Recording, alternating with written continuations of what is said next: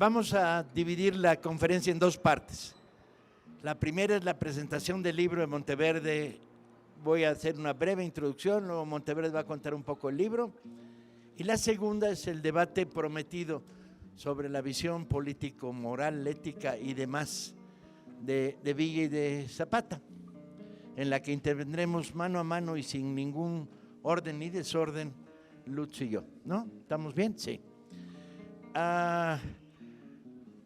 Un cirujano en las revoluciones fue un libro que la brigada decidió editar y le pidió a Eduardo que hiciera la investigación. No había ningún libro accesible sobre un personaje muy particular, muy particular. Y dijimos, pues esta historia hay que contarla. Entonces Eduardo gratuitamente hizo la investigación, escribió el libro y gracias a eso cedió sus derechos de autor para que la brigada pudiera editarlo y regalarlo. Está editado junto con la Rosa Luxemburgo para podérselo regalar. Y tenemos que decirles que este es el libro número 142, Paloma. Sí, ¿verdad? 142 que hemos regalado. O sea, hemos regalado 142 libros, lo cual significa cientos de miles de libros, porque además hay 80 reediciones. O sea, hemos puesto sobre la mesa al movimiento 220 libros diferentes, incluidas las reediciones. La idea básica de este hacer de la brigada es que el libro forme parte del proceso de insurrección nacional en que estamos viviendo para sacar a patadas al PRI de Los Pinos. Y al PAN también, de una vez, y chinguen su madre, y los verdes, y al PRD, correrlo de esta ciudad, vergüenza de esta ciudad, traidores culeros. En este proceso de limpiar la casa, pensamos que la cultura es fundamental, que uno de los grandes armas e instrumentos del ciudadano que lucha es la conciencia. La conciencia se construye pensando, leyendo, reflexionando, informándose.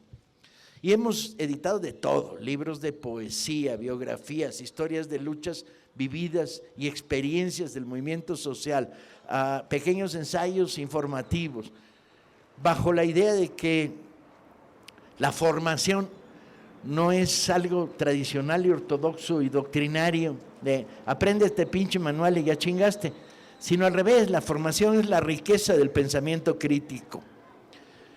Así la cosa, ponemos sobre la mesa esta vez este libro al que le tenemos un extraordinario cariño. Estamos pasando una lista, compañeros. ¿Por dónde anda la tableta? Eso. Porque como la Rosa Luxemburgo pone, el autor pone los derechos gratis. La brigada pone el trabajo editorial, la portada, los diseños, el formato. Pero la pagada de la impresión y el papel hay que sacarla de algún lado. Entonces estamos coeditando siempre con instituciones que generosamente apoyan. En este caso la Fundación Rosa Luxemburgo. Y nos pide la Fundación que justifiquemos a dónde chingados damos los hijos. Entonces al final les vamos a pedir además que vamos a tomar una foto, ¿no, Paloma? Al final, sí tenemos, ¿no? Entonces, ¿de una vez o al final? Al final, de una vez. Si levantan ustedes el libro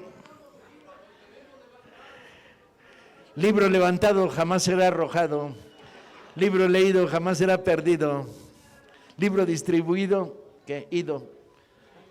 Hijo, eso está más cabrón, ¿qué rima con ido? Nunca habrá caído, eso. Bien, sin más prólogo, pues. Norman Bethune es uno de esos personajes que llaman la atención cuando uno conoce superficialmente su historia. Médico, cirujano, canadiense, vive los convulsos años de la década de los 20 y los 30, promotor de la medicina social en su país, técnico y experimentador continuamente en nuevas formas de hacer la curación y convertirla en un fenómeno de servicio a los demás, vinculado continuamente a los movimientos culturales políticos más interesantes de los Estados Unidos y Canadá en esa época, y su trayectoria lo lleva a dos momentos sorprendentemente brillantes en la historia de la Revolución, que es la Guerra Civil Española, donde forma parte del ejército republicano, y luego, después de eso, después de la derrota de la Guerra Civil Española, Bethune se va a China a colaborar con el 8º Ejército de Marcha de Mao Zedong y forma parte del proceso de la Revolución China hasta que muere en condiciones que ahora Eduardo les contará. Es, por tanto, esta idea de que los médicos y la medicina inciden en la vida de sus sociedades, en el cambio profundo de sus sociedades, y en un personaje repleto de locura y contradicciones y de una gran riqueza. No quiero extenderme mucho, porque si no nos vamos a comer la parte que sí importa, que es que Eduardo nos cuente un poco quién era Norman Bethune.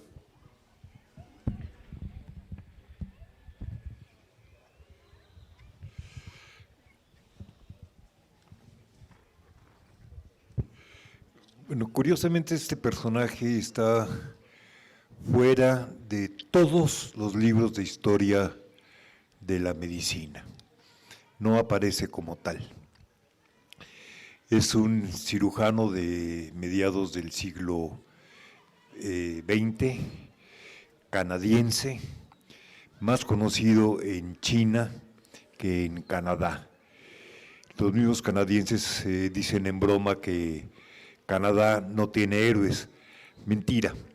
Tuvo grandes héroes en la Primera Guerra Mundial y en la Segunda Guerra Mundial, pero los conocidos son Leonard Cohen, desde luego el cantante, y Dan Aykroyd, el de los cazafantasmas, y de ahí en fuera nadie sabe más de los canadienses. Norman Bethune, digo, está fuera de las historias de la medicina y es descubierto en Canadá por un fenómeno muy curioso. Después de estar en China durante la Revolución China y morir de gangrena, es un libro que empieza con la muerte. El personaje siempre está muriendo y esto es intencional. O sea, todo el mundo sabe que Moby Dick hunde al barco Pequod del capitán Ahab. Entonces, esos adelantos son totalmente válidos en la narrativa. Bethune está muerto desde el principio, y está muerto de gangrena, y está muerto de una septicemia, o sea, de una gangrena que transcurre por todo su organismo y que era el principal enemigo de los cirujanos. Varias bacterias producían esta enfermedad, no había antibióticos y Bethune se contamina al operar a un enfermo en medio de una batalla en la Revolución China y muere.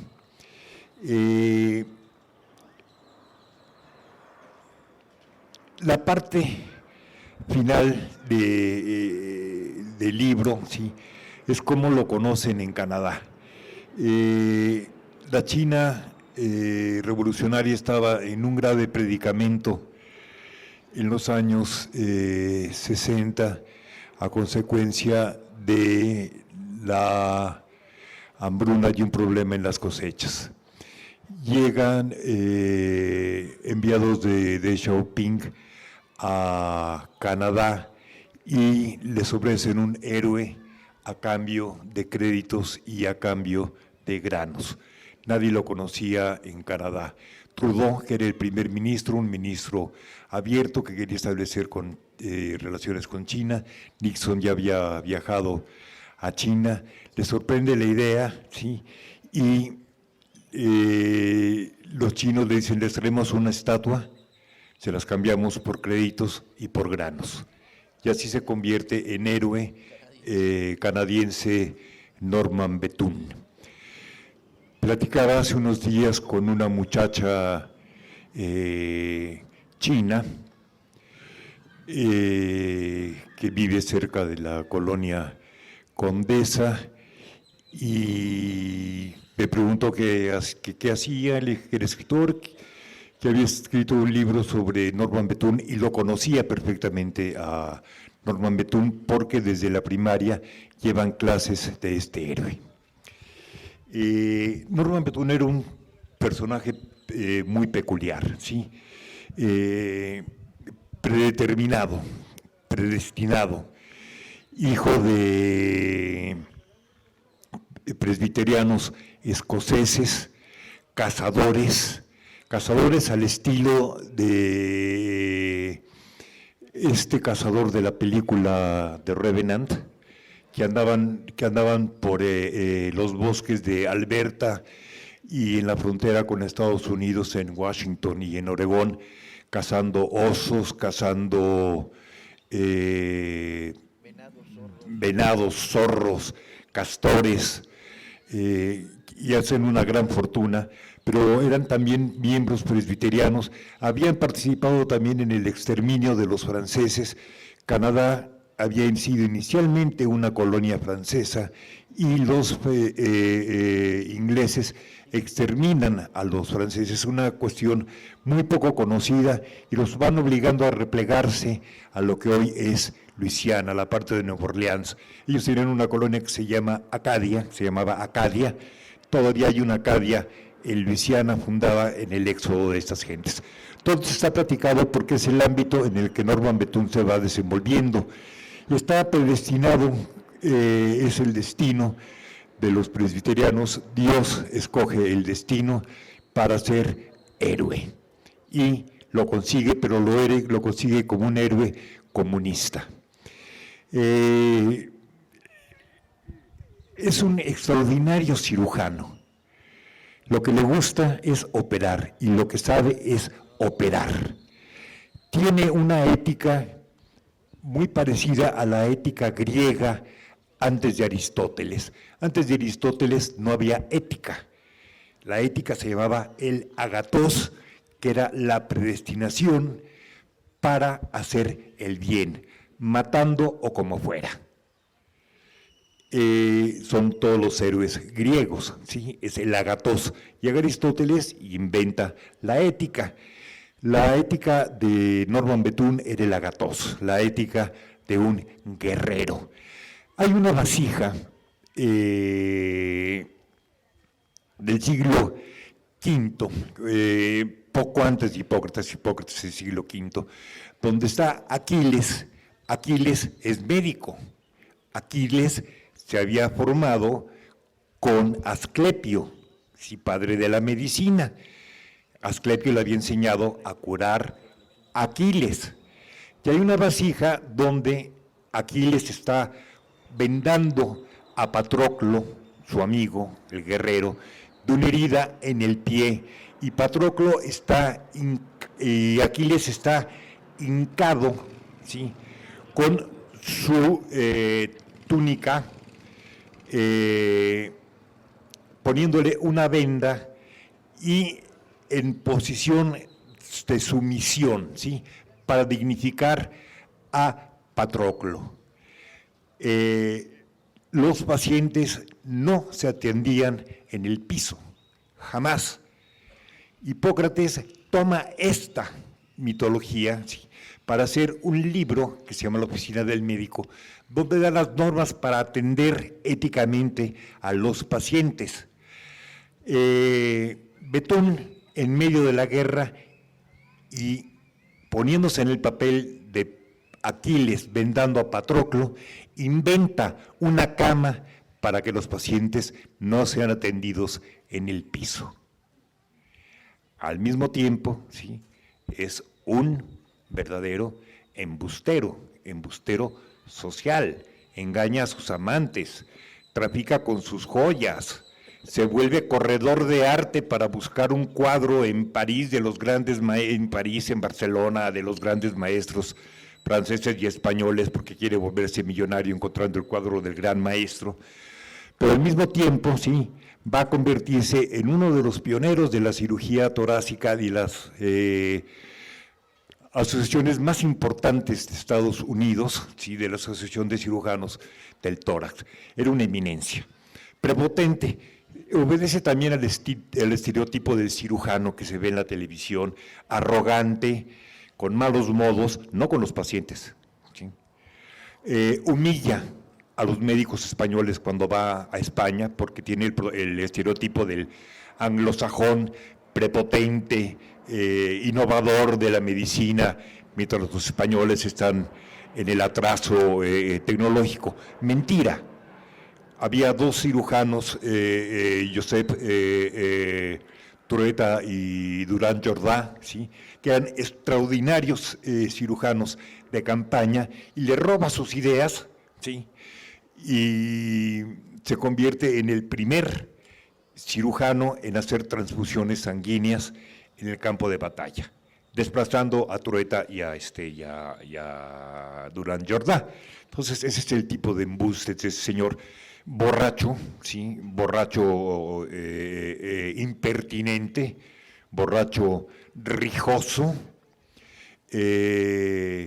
con una devoción por los obreros, ¿sí?, a partir de sus lecturas del Manifiesto del Partido Comunista, y una transposición de esta predestinación presbiteriana, ¿sí?, a la devoción atea. ¿Sí?, de alguna forma se van mezclando estas cosas en la predestinación de Norman Bethune, ¿sí? Lo corren de España. Antes, ¿por qué eran tan importantes las transfusiones? Trueta y Durán, estos médicos catalanes, 30 años antes más o menos, el señor Landsteiner, austriaco, descubre que las gentes tienen diferentes tipos de sangre. Sobre las transfusiones de sangre hay cantidad de mitos, ¿sí? Mitos absolutamente estúpidos, ¿sí? Como hay uno que dice que aquí en el centro médico llegó una niña que era testigo de Jehová y los papás no dejaban que se le transpusieran sangre, entonces un médico se mete por la ventana, ¿sí?, y la transfunde. Eso no es posible. En primer lugar, porque el centro médico no tiene ventanas en urgencias, digo, nada más para empezar por ahí. La primera transfusión se había hecho durante Luis XIV en Francia, un médico de una ternera a un humano. ¿Por qué? Porque era un humano, un muchacho que tenía trastornos de ira, no sabe qué enfermedad, no había clasificaciones psiquiátricas, pero tenía trastornos de ira, y este médico supuso que transfusiéndole la sangre de una ternera le podría transmitir la mansedumbre. Siglo XVI. Aguantó una transfusión, hizo otra, ¿sí?, anticuerpos contra lo que descubrió Landsteiner, ¿sí?, se murió. Hubo muchísimos intentos para hacer transfusiones, y finalmente, después de Landsteiner, a partir de 1912, por ahí, se empiezan ya a hacer transfusiones porque se ve que hay diferentes tipos de sangre, ¿sí? Las sangres tienen antígenos, que los antígenos son partículas de proteínas que van a despertar una respuesta inmunológica que puede sensibilizar, inclusive matar al paciente, una especie de anafilaxia en el extremo. Norman Bethune había estado en la Primera Guerra Mundial como enfermero, había suspendido sus estudios de medicina. Él no había empezado como médico, él había estudiado fisiología y bioquímica inicialmente en la Universidad de Toronto, lo cual le daba una visión científica, además de ser cirujano, ¿sí? Y había sido camillero y lo hieren en la Primera Guerra, Mundial. Conocía la sangre, conocía el combate, ¿sí? Y después regresa y es un obseso de la educación formalizada, de la educación académica. Cuando llega a España, ¿sí?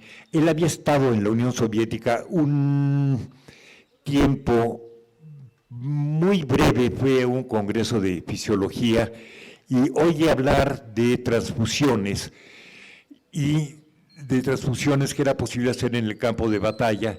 Regresa a Canadá, se va a España, ya muy sensibilizado por los movimientos obreros de Estados Unidos, entre ellos el movimiento de los WOBLIs, los Industrial Workers of the World. Como había muchos extranjeros, húngaros, mexicanos, alemanes, que no podían pronunciar las siglas de WOBLIs, Inter-I-WW, decían WOBLIs, ¿sí? Y se les queda el nombre de WOBLIs, este movimiento proletario, que se vestían además orgullosamente con overol, ¿sí? Y la primera manifestación de los WOBLIs, que es reprimida, es en Portland, en Oregón, ¿sí? Donde los WOBLIs vestidos de obrero empiezan, ¿sí?, a hacer un movimiento de unificación. Los movimientos sindicales en Estados Unidos fueron realmente importantes. Después la clase obrera llegó al paraíso, como en Europa, pues. Y la lucha de clases, no sé si todavía existe, pero cuando Betún estaba, sí existía, ¿sí? Y era parte del manifiesto comunista junto con la dictadura del proletariado y la abolición de la propiedad privada. Y la lucha de clases. Eran los tres principios Es que la transfusión, todo tiene que ver, o sea, yo no puedo narrar una historia si no narro todo lo que era el señor Betún, ¿sí? No soy titiritero.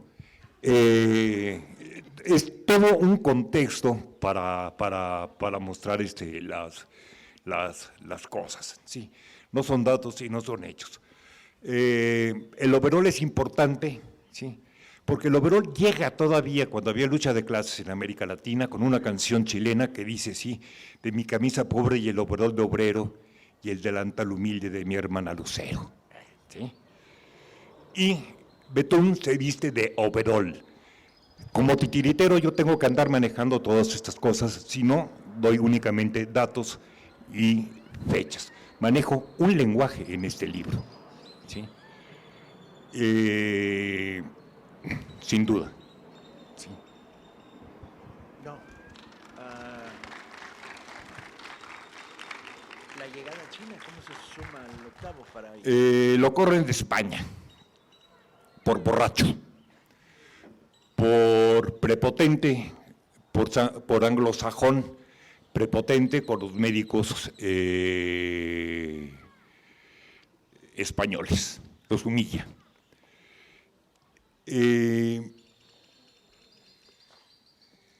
Tenía una amante, Kaisa, una sueca extraordinaria, ¿sí?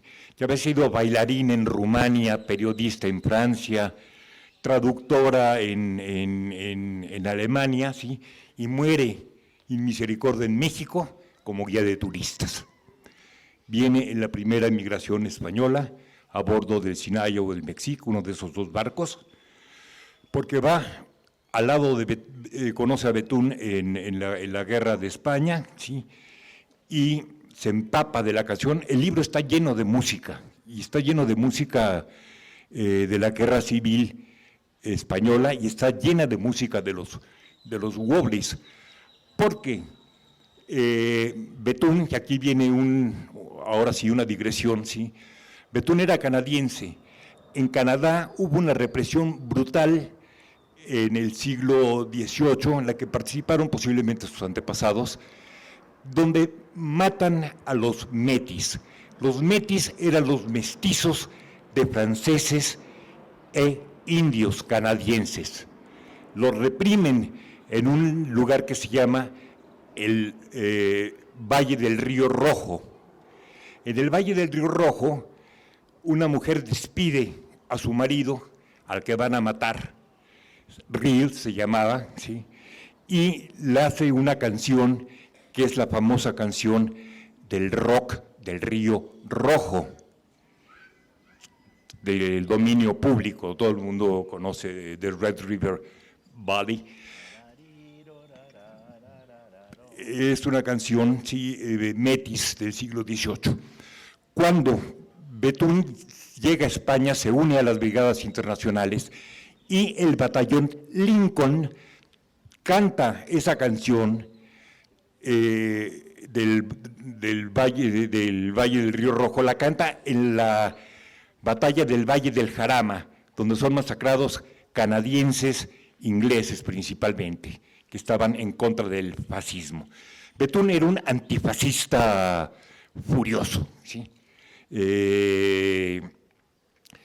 Y Pete Seeger, el mentor, uno de los mentores de Bob Dylan, junto con Woody Guthrie, ¿sí?, le pone la canción El Valle del Jarama como parte de las canciones de la Revolución y de la Guerra Civil Española.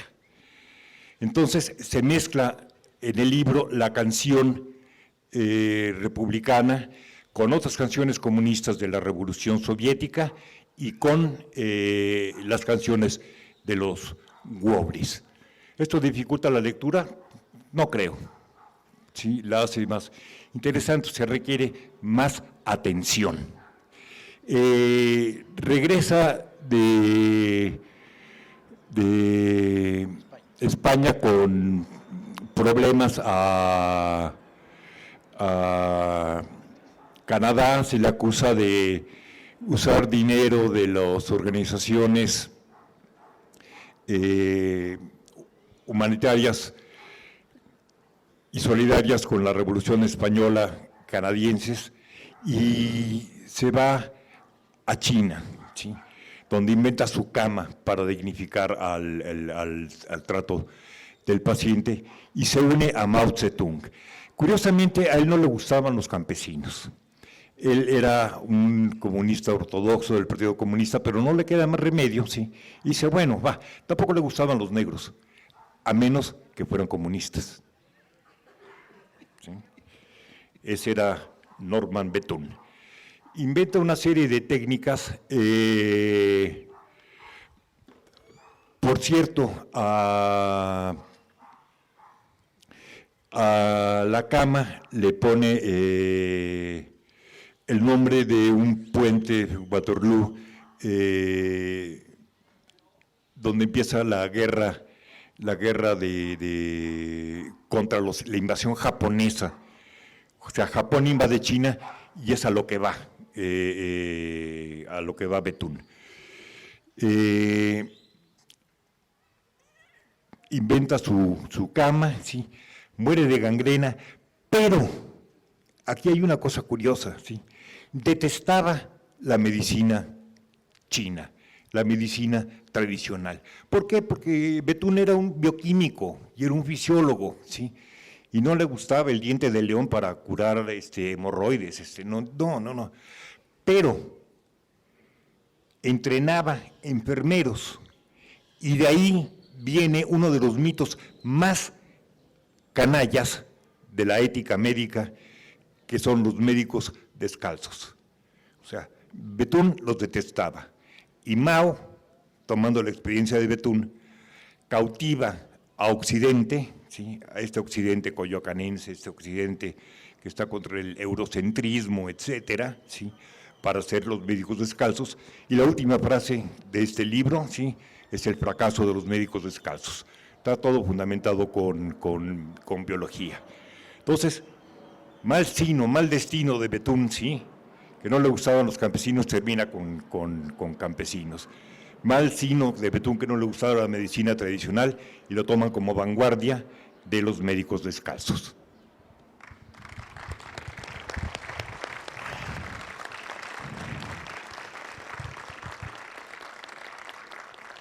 Resulta una historia apasionante, ya lo verán cuando lo lean.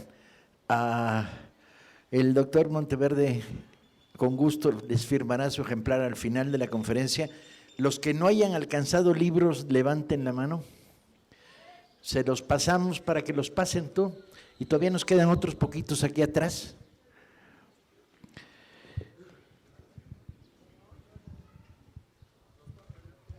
Vamos entonces a dar paso a la segunda parte de esta conferencia.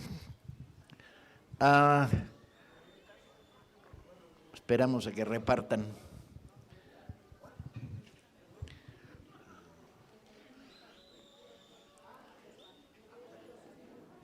¿Quedan atrás todavía algunos ejemplar? Ya no. ¿Ya no? Ya, se acabaron.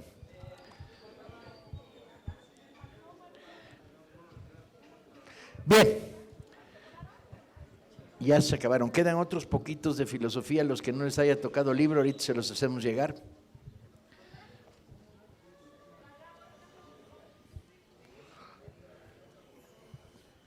Venga, compañera, aquí se lo damos.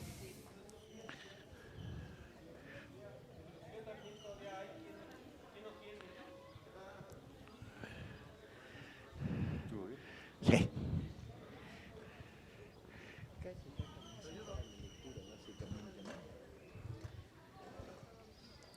Bien, cuando revisamos la historia de Pancho Villa y Emiliano Zapata, tendemos a revisarla en términos de los grandes caudillos militares del ala izquierda de la revolución.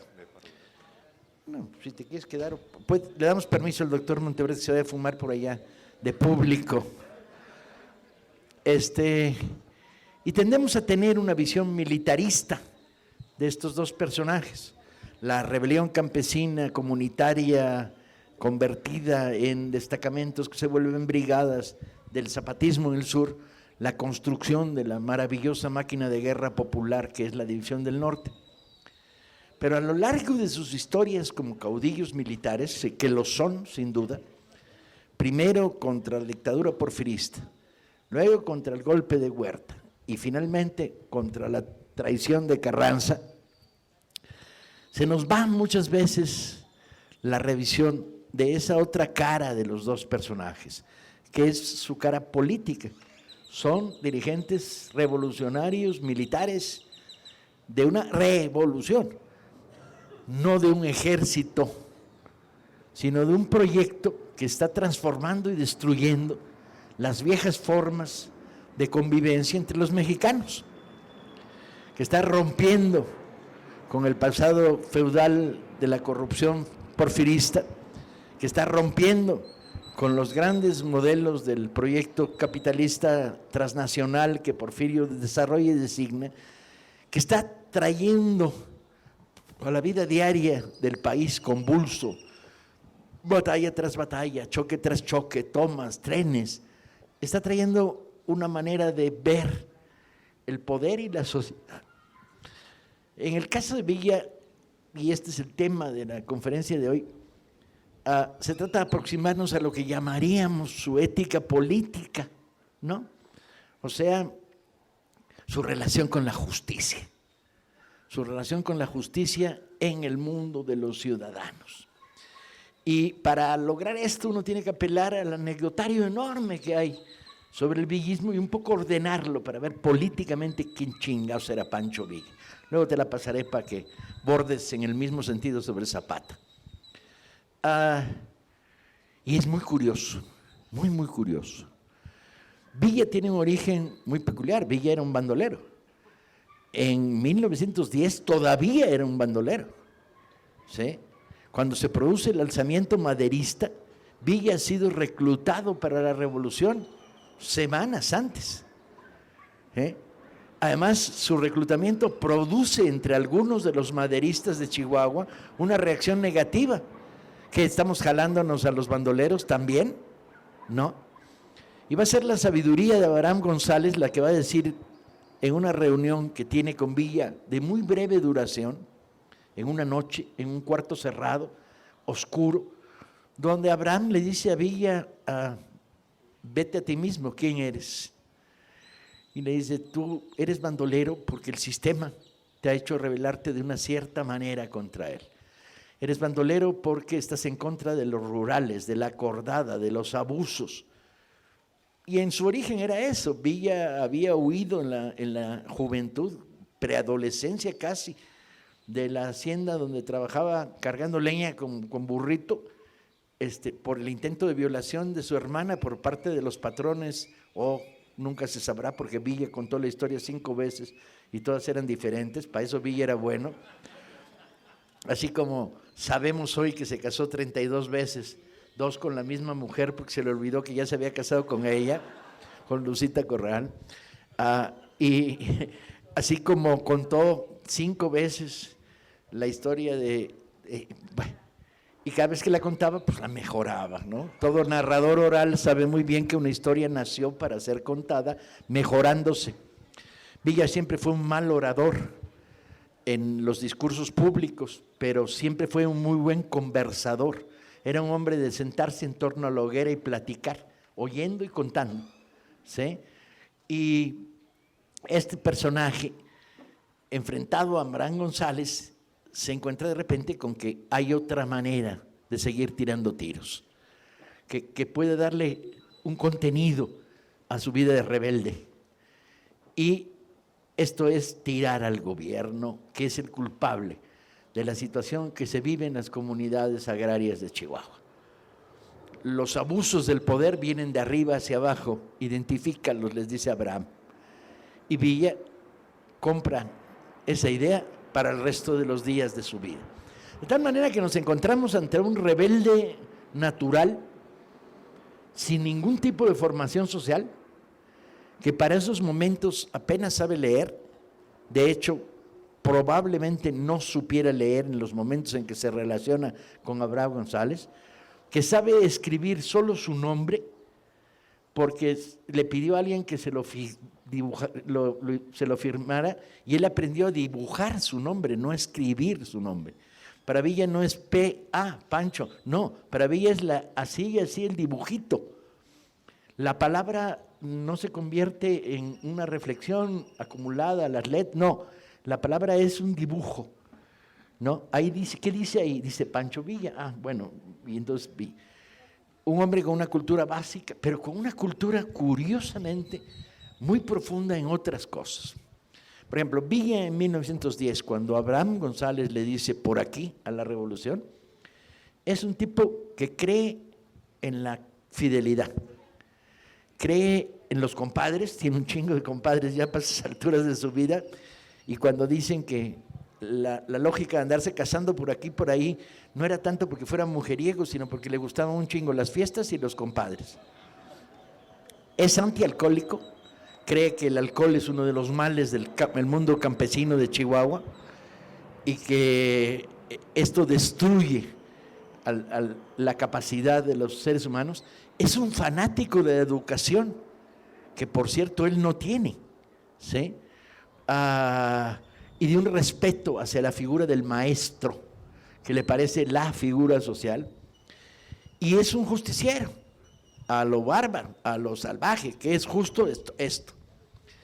A lo largo de sus años como dirigente militar en la primera fase de la revolución y luego en la segunda, va a empezar a ejercer una forma de justicia muy primaria, elaborada a partir de su visión del mundo agrario, ¿sí?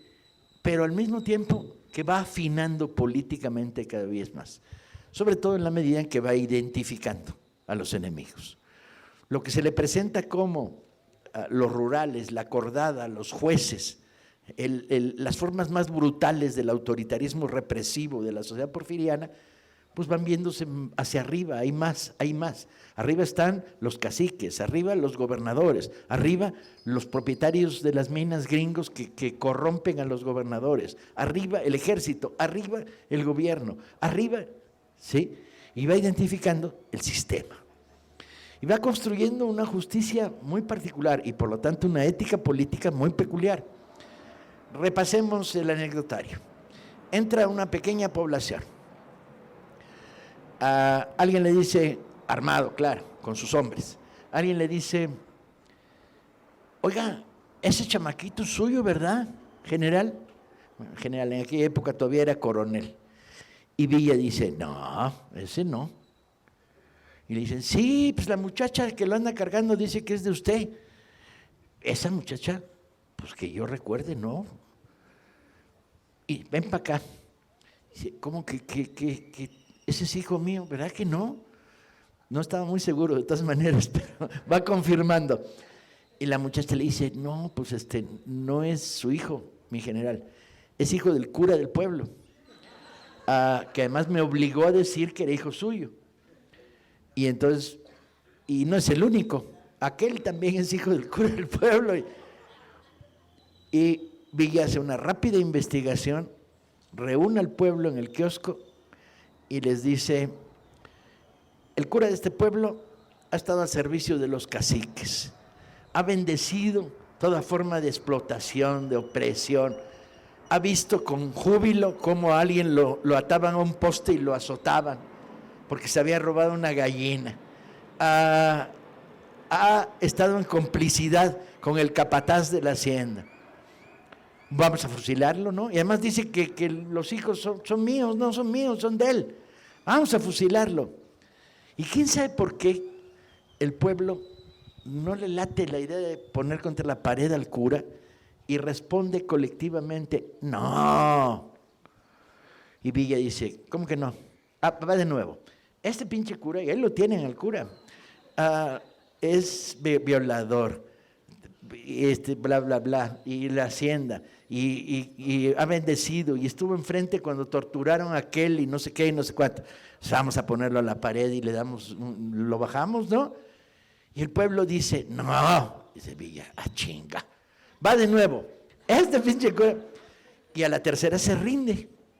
Y entonces, ¿qué hace este rebelde agrario sin ninguna formación política? Pues dice, bueno, primero, todos los hijos del cura, desde ahora los mantiene él. Aquel y aquel y aquel, y si hay más, échenlos porque los va a mantener. Segundo, va a mantener a todos los hijos que no tienen padre en este pueblo. A ver, levanten a los chavitos que no tengan padre, él los va a mantener. Tercero, si no los mantiene, vuelvo dentro de un mes y medio, y entonces si me vale madre lo que digan, lo fusilo. ¿Qué hay? Esta especie de construcción de una justicia salomónica muy brutal. Cuando toma Monterrey en el 14, en el 15, le pide a Felipe Ángeles que le junte, porque Felipe Ángeles es el que dirige la operación de la toma de Monterrey, le pide que junte a los ricos de Monterrey. Y en una sala en el Cabildo de Monterrey, en Nuevo León, se le reúnen banqueros, grandes comerciantes, dueños de hoteles, toda la oligarquía local. Y entonces Villa llega con unas alforjas, siempre muy al estilo Villa, nunca sabes qué va a pasar cuando Pancho está por ahí. Saca unos calzoncillos, se los ventila a los que están ahí y les dice, estos calzoncillos hace 2 meses costaban 50 centavos, hoy los están vendiendo ustedes a peso. Y no solo, la manteca, el maíz, el trigo, las galletas, les han subido al doble el precio. Están ustedes haciéndose ricos con las penurias del pueblo en época de guerra.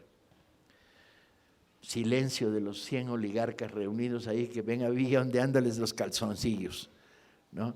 Y les dice, tienen ustedes 24 horas para que el precio de todos los artículos de primera necesidad baje a la mitad. Silencio entre los oligarcas. Y además tienen que darme un préstamo de $1,000,000 para los gastos de la División del Norte. De repente un oligarca más engreído que los demás levanta la mano y dice, mi general, perdone, pero yo no controlo los precios de los artículos de primera necesidad. Yo soy banquero.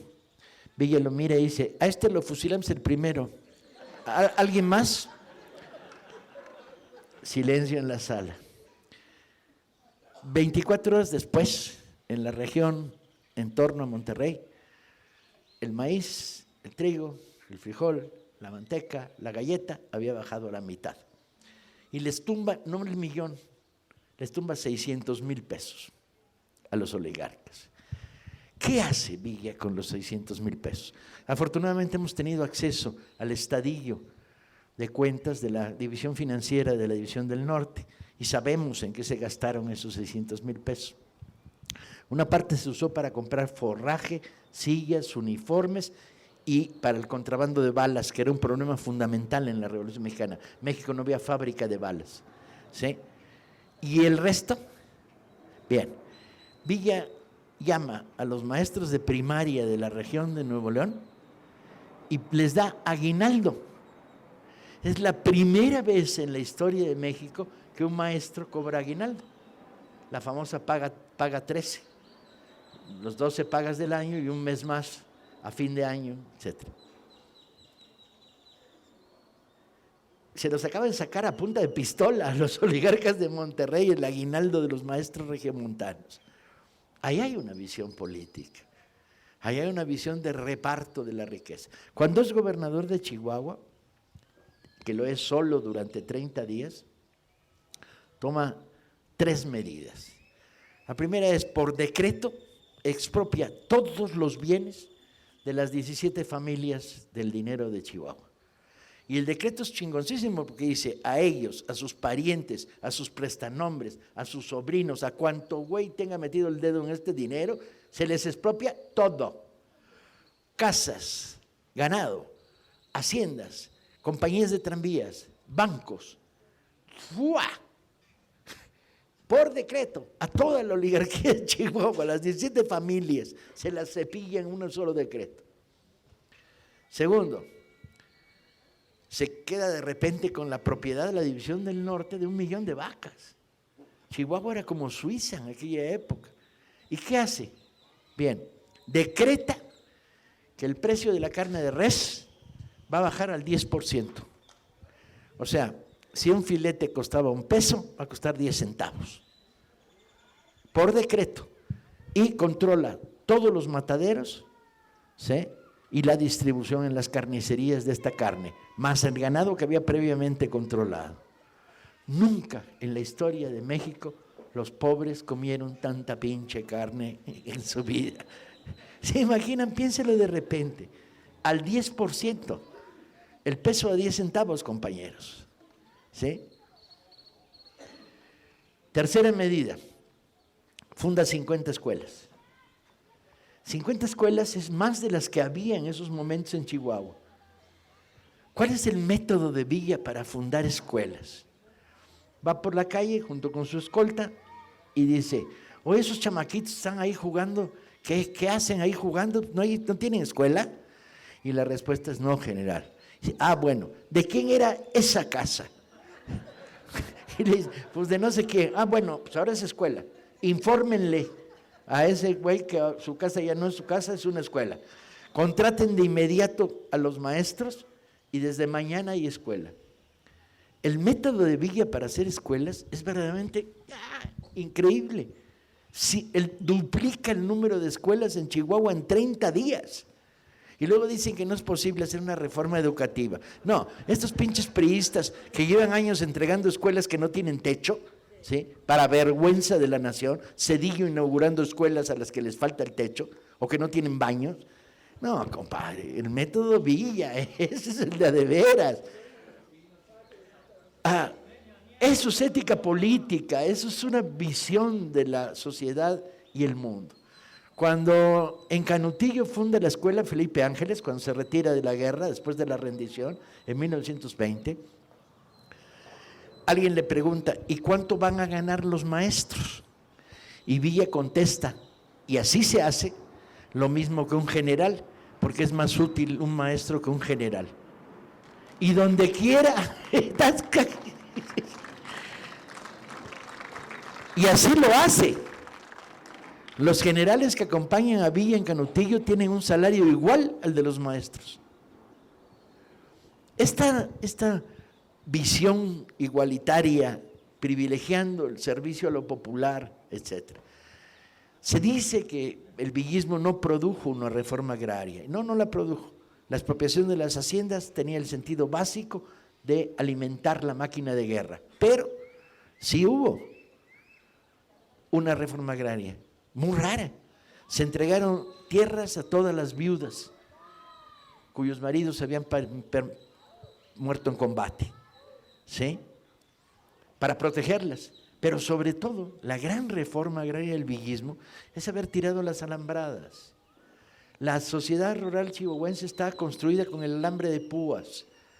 No se trata de controlar territorio, tierra hay un chingo. Se trata de controlar los pasos de agua. Si tú vives en una comunidad como Cuchillo Parado y tienes 200 chivos, si no tienes acceso al paso de agua porque está cercado por alambre de púas, por los grandes hacendados, pues vales madres, tus pinches chivos van enflaqueciendo y muriendo. Entonces, ¿qué hace? Destruir las alambradas y acabar con la fuerza militar que las sostenía, que son los rurales y las acordadas, ¿sí? En esa lógica va construyendo una estructura con elementos cada vez más igualitarios. Cuando en Canutillo construye el proyecto villista, lo más parecido que he encontrado es el comunismo de guerra de Bukharin de 1920, ¿sí? Su lógica es una tienda cooperativa. ¿Cómo funciona? Compra mayoreo y vende al precio sin ganancia. ¿Se dan cuenta de lo que significa en esta ciudad poder montar 2,000 tiendas cooperativas sin lógica de ganancia, con producto traído directamente del campo? Eso es socialismo de veras y no mamadas, ¿sí? La construcción de la ruptura de las intermediaciones capitalistas que encarecen la vida diaria de todos los ciudadanos, pero además que madrean a los productores dándoles precios de miseria. ¿Qué hace en la tienda de Canutillo además? FIA. La tienda tiene FIA abierto, ya cada uno tiene ahí su cuenta. Cuando se produce la cosecha, pagas con la cosecha. Los trabajadores son medieros, la mitad de la cosecha les pertenece, la mitad pertenece a la hacienda, pero la hacienda aporta los tractores, la hacienda construye las zonas de riego, la hacienda de Canutillo crea un taller para hacer arados, para hacer maquinaria. Villa compra 30 máquinas de coser, chinga. Porque Villa era de los que leían el catálogo de Sears Roebuck, y decía, este me gusta, ¿no? Y, mi general, ¿para qué queremos 30 máquinas de coser? Se ve que usted no tiene muchos hijos, ¿verdad? Yo sí, y cada una de esas máquinas de coser. Ahora, motocicletas, y rápidamente el telégrafo, ¿sí? Para crear la comunicación, y los caminos, y un sistema de regadío absolutamente moderno, y la diversificación de las cosechas. Entonces, va construyendo una especie de modelo de igualitario y justiciero en el que imprime esta ética política de primero los pobres. La frase no es nueva, la frase que haya puesto enfrente López Obrador hace años es una frase histórica, chinga, primero los pobres, luego las clases medias y por último los ricos si sobró algo, ¿no? En esta lógica de reparemos la injusticia histórica profunda que genera en nuestras sociedades. Y los énfasis siempre, educación, ¿sí? Y distribución igualitaria de la riqueza. Al lado de esto, Villa es muy raro. Toda su vida hizo tesoritos. Entonces, del dinero que sobró, y además su relación con el dinero es muy chingona, man. Cuando Carranza le manda 1 millón de pesos en moneda papel, llega y se encuentra con Villa, que está siendo visitado en esos momentos por generales de la División del Norte que traen encomiendas variadas. Y entonces el carrancista llega con sus pinches paquetotes de billete, se lo pone enfrente y le dice, aquí tiene el 1 millón de pesos que le pidió a Venustiano Carranza, presidente. Por favor, ¿lo va a contar? Villa lo mira como diciendo, este pendejo. El dinero no es para contarlo, es para gastarlo, güey. Y no lo cuenta. ¿Y cuál es el método? Pues rompe los fajos y va agarrando, a ver, ponga el sombrero, Calisto, tanto, para la hacienda de no sé qué, tanto, para no sé qué, mi general, hay que darle dinero a las viudas del pueblo de no sé qué, o échale otro poco. Y a ver, ponga el zarape. Y el enviado carrancista está aterrado. Imagínense un pinche burócrata del DDF, del gobierno del DF, al que le dice el dinero no es para contarlo, es para gastarlo. Y que no hay que firmar las 37 requisitorias, los sistemas administrativos burocráticos, ¿no? Y seguir las normas, ¿no? Villa solo tiene una norma, la justicia plana directa, ¿no? y al reclamo. De repente le dicen, general, no está usted haciéndose cargo. Se trajo 200 niños, hay que darles de comer, no solo escuela. Ah, no, sí, pues agarre, ponga el zarape, dice, va para la comida de los 200. Hay en toda su formulación un personaje que va avanzando políticamente, construyendo una visión igualitaria del mundo, una ética política. Yo creo que ese es el sentido oculto. Podríamos estar horas aquí platicando anécdotas del villismo, a cual más enloquecidas, mostrando la formulación de este modelo que se va haciendo poco a poco y se va perfilando de comportamiento político que convierte a la División del Norte en la gran maquinaria, el gran ejército del pueblo que ha habido en la historia de este país. Le paso la palabra a Lutz para que...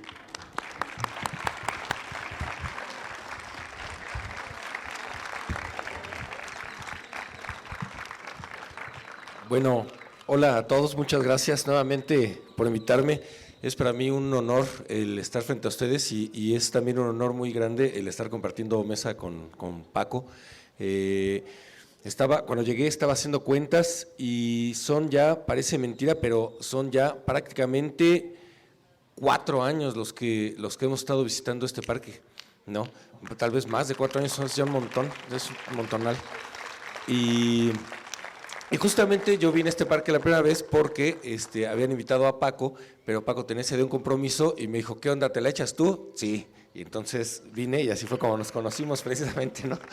Entonces, bueno, pues ahora estamos aquí compartiendo mesa y cuando Toño me habló y me dijo, oye, pues, ¿qué onda, de qué quieres hablar? ¿No? Va a estar Paco también y él va a hablar de Villa.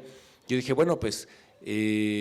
vamos a aprovechar el tema para analizar justamente el sistema de pensamiento moral de los héroes revolucionarios, que además, como bien lo dijo Paco, en nuestra memoria, en nuestra reconstrucción de lo que la revolución ha sido, son los héroes con los que nos identificamos como pueblo, pues, ¿no? Si le preguntáramos no sé, a algún miembro de las clases aristocráticas de México quiénes son los héroes más importantes de la guerra de revolución, muy probablemente no dirían Villa y Zapata, muy probablemente dirían Madero, ¿no? Algunos dirían Carranza, pero si le preguntamos a cualquier miembro del pueblo de México, invariablemente van a mencionar los nombres o de Villa o de Zapata o de los dos. Son los héroes que más han marcado nuestra identidad como pueblo. Y la pregunta es ¿por qué? Y de eso pues es de lo que vamos a hablar un poquitín, pero quiero hacer una breve introducción del por qué pienso yo que a pesar de que Madero y Carranza hicieron cosas tan importantes también durante la revolución y cosas tan importantes para lo que hoy en día es el país de México, la nación-estado de México, ¿por qué no nos identificamos con ellos? Y miren, bueno, pues Carranza simplemente es el constitucionalista por excelencia, ¿no? Finalmente la Constitución que tenemos ya toda cuchareada, toda manoseada, toda transformada, muy diferente en su forma, en su contenido, en su espíritu, a la que Carranza legó. A pesar de todo, a pesar de esa Constitución que en su versión original era una versión bastante interesante, con derechos sociales y hasta cierto punto podría yo inclusive afirmar que era una Constitución bastante equilibrada y un buen modelo a seguir, ¿por qué no nos identificamos con Carranza, ¿no?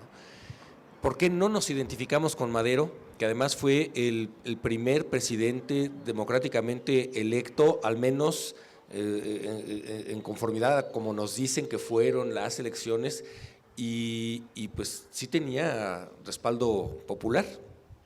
Y me parece que la respuesta es que tanto Madero como Carranza eran al final, uno, dominados por el pensamiento pragmático. Esto quiere decir que para ellos era más importante intereses subjetivos que intereses comunitarios.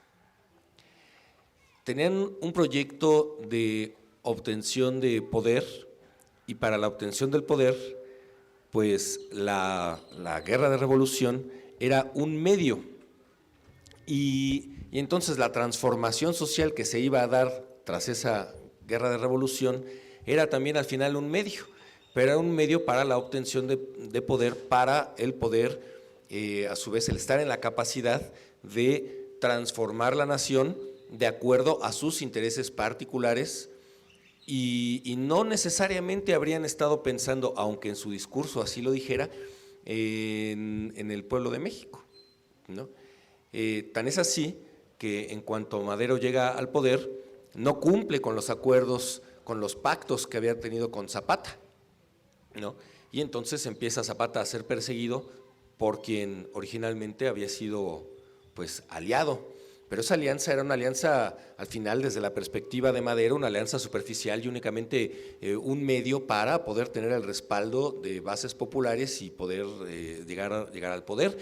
Pero en cuanto otros grupos con quienes también había hecho alianzas empiezan a presionarlos para que no le cumpla el pacto a Zapata, pues dice, ahora que ya estoy en el poder, ¿con quién me conviene más pactar? Con aquellas personas que ven un México similar al que yo vislumbro, esto quiere decir al final pues institucionalizado y de todas maneras aristocrático, en donde para Madero pues lo más importante era tal vez lo democrático, pero lo democrático formal, y la democracia formal no sirve para absolutamente nada. O sea, México es formalmente un país democrático, pues cada 6 años tenemos elecciones, ¿no? Pero uno, cuando pierde el que ya está decidido que tiene que ganar, pues entonces arrebata y se impone.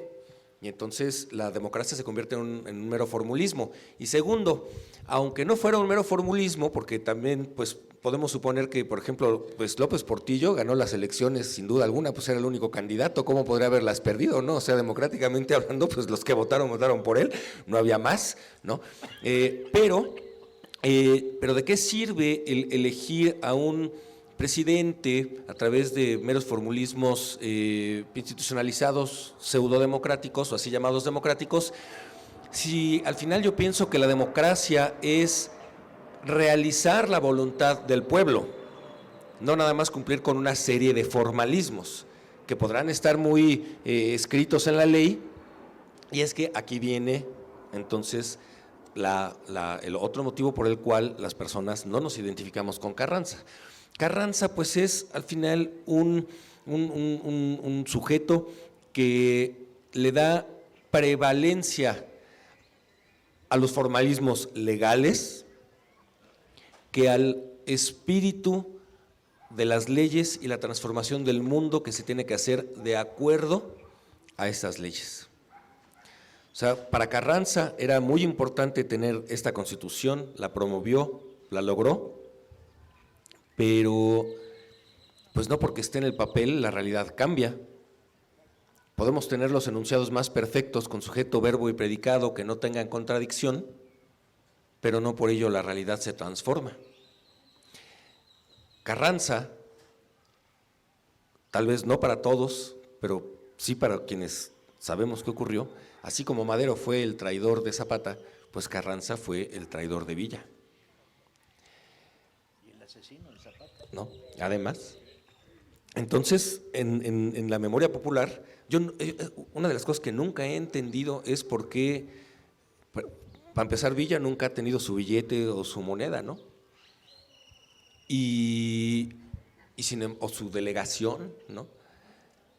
¿Por qué Zapata nada más tiene una calle, ¿no? Y no tiene una delegación con su nombre? Exacto, un estado de la República, ¿no? Y al mismo tiempo, ¿por qué en los billetes las denominaciones más altas siempre han sido, por ejemplo, las de Carranza, que solía estar en los billetes, en las monedas de 100 pesos, ¿no?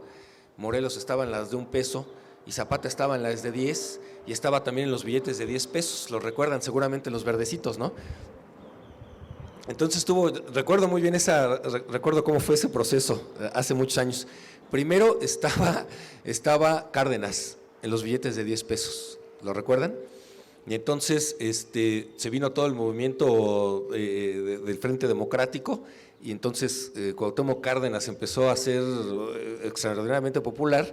Y entonces lo que dijeron fue: no, elimíname todo lo que tenga que ver con Cárdenas, quítame a Cárdenas de los billetes de 10 pesos, y pusieron a Zapata, ¿no? Por primera vez, ¿no? Al menos en mi memoria, ¿no? ¿Que se llame Eje Central? Por ejemplo, ¿no? Que se llame Eje Central, adiós, ¿no? Ya no Lázaro Cárdenas, sino Eje Central. Y luego resulta que así como una burla del destino, surge el movimiento zapatista.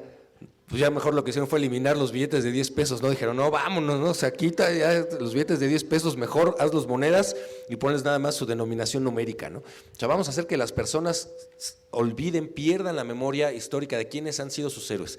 Al mismo tiempo, ocurre que desde hace también algunos lustros ha habido un movimiento de reaproximación a la historia, en la que detrás de un discurso de objetividad y de criticismo histórico pretenden que haya una reinterpretación de los héroes más populares en la memoria del pueblo de México, ¿no? Empezando por Miguel Hidalgo, Morelos, Villa y Zapata, en donde súbitamente nos dicen: no son los héroes que siempre pensamos, ¿no?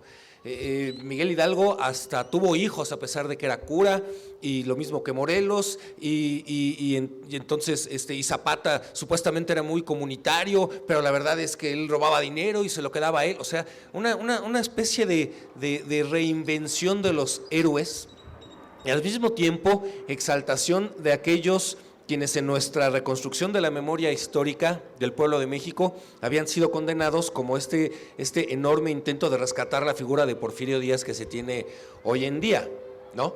Entonces, en donde súbitamente Porfirio Díaz ya no era tan malo, entonces ¿por qué chingados hizo la revolución? Pues, ¿no? O sea, entonces, ¿cómo? Entonces la revolución fue un movimiento de maldad que derrocó a un noble gobernante, ¿o cómo estuvo la onda? Pues, ¿no? Pero eso es lo que ahora están intentando enseñarles a los niños en la escuela, ¿no? Evidentemente, todos aquellos quienes en nuestra memoria son héroes, eran ante todo seres humanos, pues, ¿no? O sea, para poder ser héroe necesitas ser un humano existente, y los seres humanos somos siempre sujetos de tomas de decisiones. A veces esas decisiones pueden ser controvertidas, a veces no, a veces esas decisiones pueden tener que ver directamente con el placer personal o no. Pero más allá de que si eran personas perfectas o no, de que si tuvieron sexo o no, de que si tuvieron hijos o no, de que si eran mujeriegos o no, etcétera, etcétera, más allá de todo eso, que esas son nimiedades, lo que importa es lo que han representado para nosotros. Y los héroes en la memoria popular invariablemente han representado principios morales. De manera tal que cuando nosotros recordamos con tanto amor, con tanta admiración las figuras de Villa y de Zapata, lo hacemos porque los entendemos como personas que estuvieron dispuestos a sacrificarse en aras del bien común. Mientras que cuando pensamos en Madero y pensamos en Carranza, ¿se ajusta o no se ajusta a nuestra reconstrucción de la memoria histórica? No tiene importancia, porque lo que estamos haciendo, es decir, no los consideramos héroes como a los otros dos, porque al parecer, al menos en nuestra reconstrucción, en nuestro entendimiento de las cosas, fue al revés. Ellos sacrificaron el movimiento popular, sacrificaron los intereses colectivos en aras de los intereses de su grupo particular, que ellos estaban o liderando o de los cuales eran ellos los representantes, quienes daban la cara.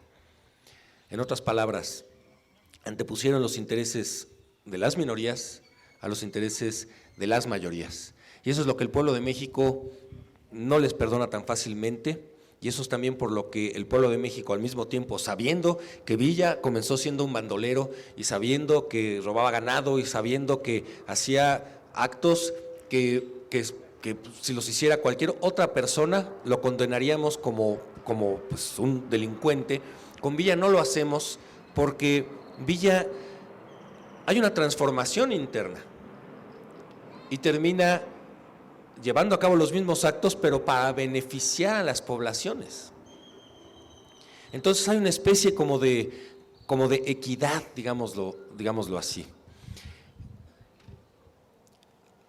Quien roba para sí será siempre juzgado y señalado, pero quien toma de quienes más tienen para después repartírselo a quienes en realidad produjeron la riqueza que les ha permitido a estos pocos acumular, no lo entendemos como ladrón, lo entendemos como un realizador de justicia fáctica, en tanto que las leyes históricamente han servido para proteger los intereses de quienes las están promulgando, ¿no? Estamos a un paso de que se haga la Constitución de la Ciudad de México. Y hay bastante suspicacia por parte de los pobladores de la ciudad, porque no sabemos exactamente qué es lo que está pasando. Es un evento muy, muy trascendental. Y sin embargo, escuchamos que dicen, sí, ve a votar para que elijas a tu constitucional y bla, bla, bla, pero en realidad al mismo tiempo no sabemos exactamente qué implica eso, cuáles van a ser las propuestas, y al final la realización de esa constitución va a terminar en manos de representantes de partidos políticos que van a estar representando los intereses de sus partidos políticos, no propiamente de las personas que no entendemos exactamente qué es lo que está pasando a nuestro alrededor y qué implicaciones tiene el que se haga una constitución. O sea, estamos frente a un momento histórico en el país, que se está tratando como si fuera un evento mediático más, como si fuera el Big Brother. Ay, ven a dejar tu nombre en el Big Brother a ver si sales electo, y entonces te meten a la casa y entonces ya te van a poder observar cómo es tu vida. Así pareciera que lo están tratando, como si fuera un programa de concursos. No se le está informando al pueblo lo importante y lo trascendente que es el hecho de decir ahora lo que antes solía ser el Distrito Federal, ahora va a ser un estado más de la República. Y nada más nos dicen los mismos discursos de siempre. Es que ahora ya no vamos a ser ciudadanos de segunda. Ah, chinga. Pues es que yo no sabía que era un ciudadano de segunda, yo siempre me sentí un ciudadano como cualquier persona, ¿no? Ahora, ¿qué va a implicar entonces que ahora ya sea un ciudadano de primera? Y la verdad es que va a implicar el control de lo que hasta este momento era la Asamblea Legislativa, para evitar que la izquierda real pueda legislar adecuadamente, porque sabemos que la izquierda real va a ganar las elecciones en cuanto haya de nueva cuenta proceso electoral, ¿no? O sea, el PRD está fuera, pero el PRI y el PAN también, y sabemos quién va a ganar, y va a ganar Morena, ¿no? Y entonces lo que están haciendo es atarle las manos, eso es lo que quieren, atarle las manos desde antes. Durante décadas, desde la izquierda se había estado promoviendo que la Ciudad de México se convirtiera en un estado, y no se hacía, y no se hacía, y no se hacía.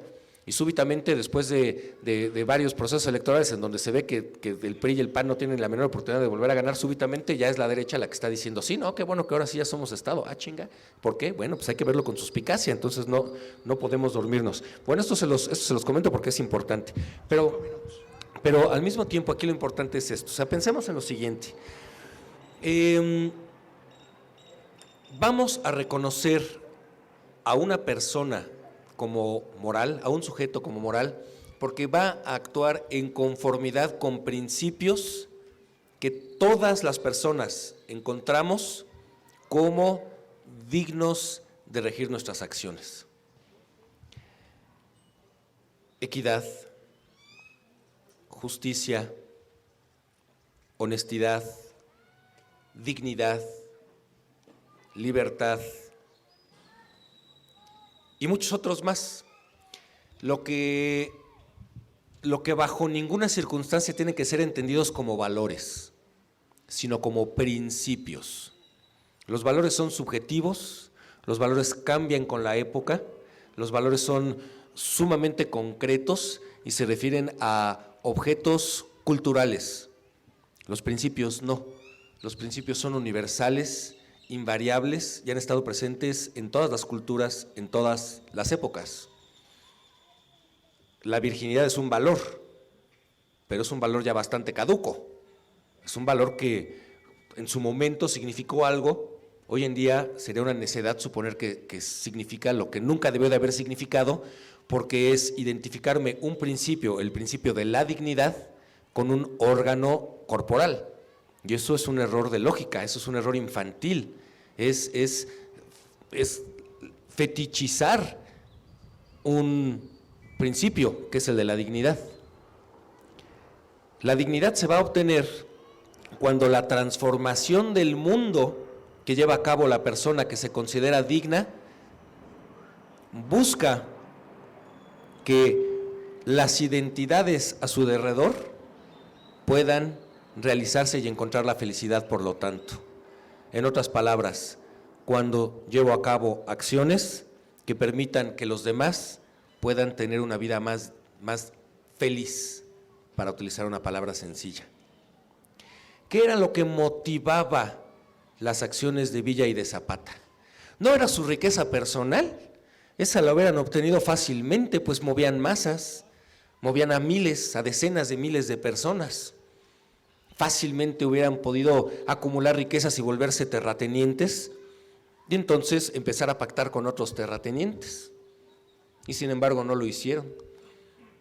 Y Zapata se recluyó, pero en cuanto vio que hubo traición, le dijo, o me cumples o salgo de nuevo. Pues no te cumplo, pues salgo de nuevo.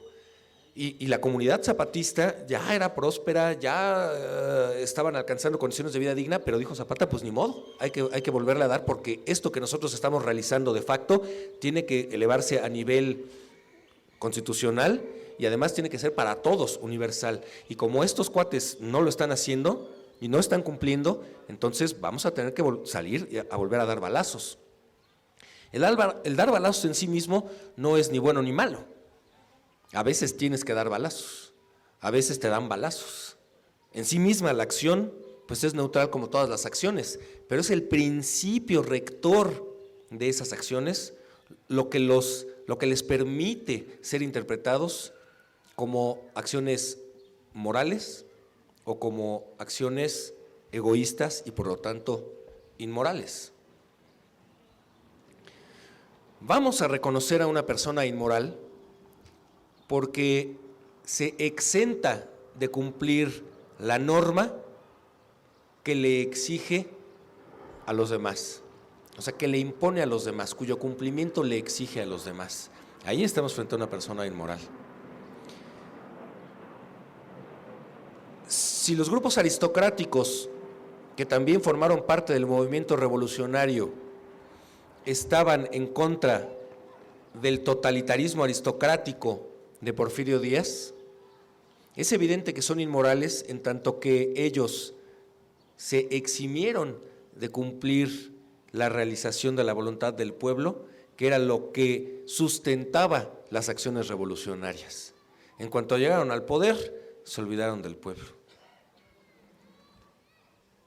Zapata y Villa ni siquiera buscaban el poder legal, buscaban la transformación de la nación desde abajo, con el pueblo, mano a mano. Para mí no queda duda, pues, ¿no? O sea, Zapata y Villa deben de ser siempre recordados como los íconos de la revolución, independientemente de lo que se les pudiera criticar en su vida personal. Pero la vida personal es completamente pueril, pues el que esté libre de pecado que tire la primera piedra, pues, ¿no? O sea, todos hemos sido infieles en algún momento de nuestra vida, todos hemos puesto los cuernos, todos hemos sido neuróticos, todos nos hemos enojado porque no nos dan la razón, todos nos hemos puesto a una borrachera alguna vez en la vida, lo que quieran, pues, ¿no? O sea, todos algún día no le dimos el cambio a los papás de regreso, ¿no? O sea, lo que sea, pues, o sea, esas son cuestiones personales nimias. Y sin embargo son las que los reinterpretadores de la historia pretenden utilizar para que las personas digan, ¿cómo? O sea, no eran santos, no eran perfectos, no eran los adalides de la virtud absoluta, entonces debemos de despreciarlos. Es algo completamente ridículo. Algo completamente ridículo. Entonces, ya solo para finalizar, porque si no nos vamos a extender demasiado en el sentido de que fueron muchas participaciones.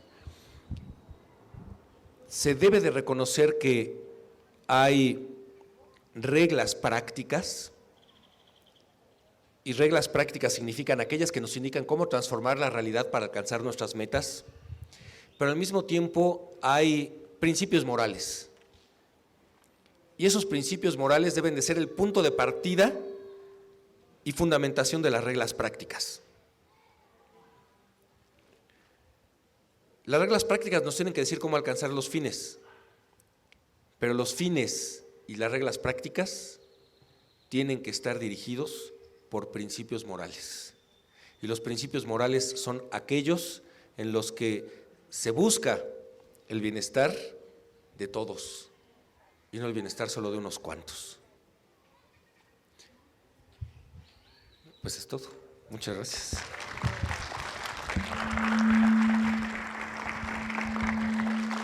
Dos brevísimas reflexiones, compañeros. La primera es que, como siempre, me da mucho gusto estar en el buzón con ustedes, emparedado hoy entre un doctor en medicina y un filósofo. Dios mío, qué cosas le pasan a uno en la vida, man. Pero quería traerles a cuenta una vivencia absolutamente personal, que es, no están solos, compañeros. En este último mes, y lo digo a partir de lo visto, nadie me lo contó, no son estadísticas. He estado con comunidades cristianas de base entre campesinos en la Sierra Norte de Puebla. Poca madre. ¿Sí? Estuve en reuniones mixtas de compañeros de Morena y trabajadores del sindicato minero en Monclova, en Torreón, en San Pedro de las Colonias, territorio villista, por cierto, donde ahí sí me dejan entrar y nadie protesta. Estuve en el profundo oriente de la zona conurbada del DF, en la Ciudad de México, en una asamblea de compañeros de Morena, poca madre, con 400 compañeros, y además querían tirar cohetes y no los dejamos. Estuve en los patios de la Facultad de Ciencias Políticas, porque no nos dieron salón, pero ahí estábamos con 200 estudiantes sentados en el suelo. Estuve en el auditorio de la Facultad de Chapingo, con 1,500 chapingueros discutiendo la personalidad de Madero y lo que significó en la primera fase de la revolución. Estuve en el posgrado de Ecología de la universidad, en un auditorio repleto de investigadores a los que les dije, el destino de ustedes es que los corran, las universidades vienen caminando en el sentido de recortar personal, disminuir el acceso a la educación superior, libre y gratuita. Estuve con compañeros prepos de la 9, donde nos cerraron el auditorio y tuvimos que reabrirlo y sentarnos en las escaleras porque estaba desbordado. Estuve en el CCH Sur, donde quitaron los carteles de la presentación y aún así éramos 300 sentados en el suelo con un sonido infinitamente inferior a este. Compañeros, no están solos. A lo largo y a lo ancho de todo el país la rebelión crece.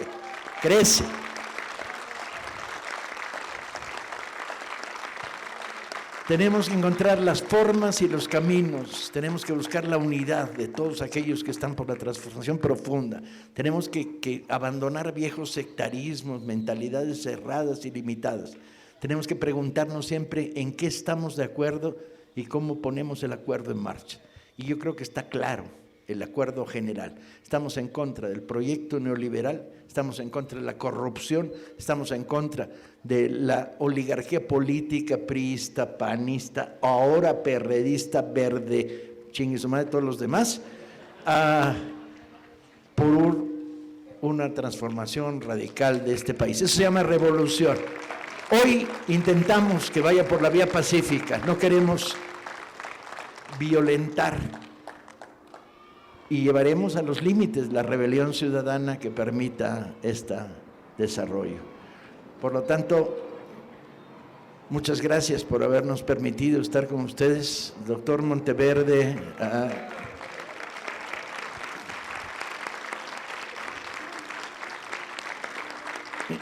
Y les informo que la Brigada Paralela en Libertad, que le regaló el libro que le regalamos, trae además libros míos a mitad de precio. No me voy a hacer más rico ni más pobre por los libros que venden, porque los venden a mitad de precio y vaya usted a saber no chingar los sacaron, entonces prefiero no saberlo. Pero con gusto, tanto Lutz va a firmar su libro de filosofía, Monteverde va a firmar el libro de un cirujano en la revolución, en la historia enorme de Tung, y yo voy a firmar mis libros de tal manera que se los pueden llevar a su casa recordando que fueron firmados al aire libre en el buzón en una asamblea de la rebelión popular que hoy avanza en México. Buenas tardes. Muchas gracias. Una pregunta para Lutz. ¿Se puede un estado llamar Ciudad de México? ¿Es posible? Nada más es mi pregunta, ¿eh? A ver, la siguiente. El absurdo, sírvase, desde luego, más faltaba. El absurdo es, ¿saben cuánto dinero se gastó en convertir el DF en Ciudad de México formalmente? O sea, ¿cuánto dinero en pintura, en bardas, en nomenclatura, en papelería? Si alguno tenía alguna duda sobre que Mancera era un pendejo, esa duda ha quedado disipada absolutamente. Pero además un pendejo que se mueve con nuestro dinero. O sea, ¿cuánta obra útil se podía haber hecho? ¿Sí? ¿Cuántos apoyos a la educación superior, a la enseñanza media, a la medicina en el barrio? En lugar de pendejas de volvernos CDMX, que parece una pinche sopa de letras, ¿no? Ya de por sí éramos chilangos, defeños o defectuosos. Ahora somos CDMXistas. Es verdaderamente un capricho. No ha sido sometido a ningún debate y se gastó una fortuna en esto. Sí, es terrible, la verdad es, y además todas las redes de corrupción de Mancera a mí me impresionan, ¿no? Por ejemplo, lo de los parquímetros por todas partes. Los parquímetros es un negocio además particular. ¿Yo por qué le tengo que dar de mi dinero a una compañía particular por estacionarme en una calle que es pública? No me chinguen, si ya para eso pago mis impuestos, las multas, son ya, o sea, están privatizando el sistema de seguridad jurídica. Es algo terrible, terrible. O sea, cada peso que le ponemos a un parquímetro ni siquiera va para la delegación, no va propiamente para la ciudad, va para los bolsillos de quien concesionó pues algo inconcesionable, que es el derecho que tenemos de hacer uso de la calle. Pues es absurdo, y no solo es absurdo, sino que además lo obligan a uno a tener cambio, porque no aceptan billetes, por ejemplo. Entonces, en lo que vas a cambiar, ya cuando llegas, ya te pusieron la araña porque pues no tienes el papelito. Peor aún, no es acumulable, no es acumulable de tal manera que si en ese momento tienes 10 pesos, se lo pones y luego regresas y le quieres poner otros 10 pesos, no, tienes que esperar a que expire, porque si se los echas, la única diferencia va a ser de 1 o 2 minutos y entonces pagaste 20 pesos por el mismo tiempo. Y tú quieres hablar con los policías, ¿no? Y te dicen, no, es que lo que importa es el papelito, no el dinero que le haya uno echado. Es completamente ridículo, y todo eso lo hacen a propósito porque es como un juego. A ver quién gana, ¿no? Entonces yo voy a hacer hasta lo imposible para que tú, aún intentando jugar el juego, tengas que perder y después tengas que pagarme una multa que además es inconstitucional. Entonces es una barrabasada, que esta ciudad cada vez está peor, de verdad, a mí me impacta muchísimo. Pues yo creo que un estado se puede llamar como sea, lo curioso es que siempre se ha llamado Ciudad de México, ¿no? O sea, siempre se ha llamado Ciudad de México y su estatus era un distrito federal. Ahora va a ser un estado más de la República, pero si yo no mal recuerdo, si no fue mi Full Mental Jacket, la Constitución misma decía cómo se tenía que llamar el estado en caso de que se cambiara, ¿no? No puede, porque tendríamos que liberarnos de los poderes Está en chino, compañeros. Para poder ser un Estado tenemos que librarnos de la federación. Entonces, yo más bien creo que lo que hay que hacer es sacarlos de Los Pinos, mandar el gobierno a San Juan del Río y quedarnos con el DF a toda madre para los ciudadanos del DF, pues, ¿no? Bueno, los que quieran autógrafos y firmas de libros hasta el final, si se pueden sentar por respeto a los ponentes para escucharlos, porque pues hay un orden. Entonces, pues si... Bueno, ok, está bien. Seguimos con la siguiente pregunta. Buenas tardes, pregunta a Paco, el compañero Paco. Tengo entendido que este año, el 9 de marzo, se cumple el centenario de la batalla de Columbus, en que Villa entró a Estados Unidos, derrotó a los yanquis, regresó, luego vino la expedición punitiva y también se regresó con la cola entre las patas.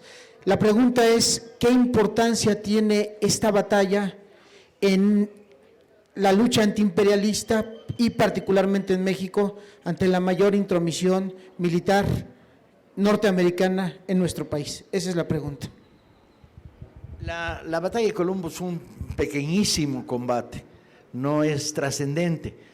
La trascendencia es que es la primera invasión exitosa que se produce en la historia de los Estados Unidos por un ejército revolucionario mexicano. Hasta ahora lo habíamos sufrido al revés. La guerra del 46 y el 47, la guerra de Texas en el 36, la invasión de Veracruz en el 14 y luego la punitiva. Entonces tiene un valor básicamente simbólico. Villa fue a Columbus a provocarlos y al mismo tiempo a chingarse a unos hermanos que le habían robado las balas para lo que era en esos momentos, ya no la División del Norte, sino la guerrilla villista. Vamos a hacer trabajo sobre Columbus. Vamos a levantar el lema Remember Columbus, culeros, ¿no? Acuérdense de Columbus. No estaría mal de repente que alguien llegara a pintar ahí en la Ford Motor Company en un letrero, una pintada que acuérdense de Columbus, ¿no? Es forma parte de la batalla simbólica que seguimos dando continuamente a lo largo y ancho de este país. Precisamente como un dato, ayer un profesor me estaba contando que Villa era un genio, agarraba y le puso las hebillas al revés a los caballos y entonces hacía creer que las tropas iban para un lado y los norteamericanos iban para otro lado cuando veían las pisadas de los caballos. Era un genio. Me la contaron, man. A ver. En el libro de aquí de Taibo, ahí lo puedes ver bien. ¿Sí? Pero ahorita no lo cuentas porque también hay otra, Remember, no el Álamo, ¿sí? ¿Sí?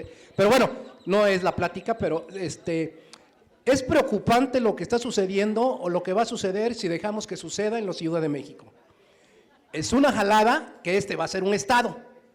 Por principio, los estados son soberanos. Esto va a ser algo así como una añadidura, pero no va a tener libertad en muchas cosas.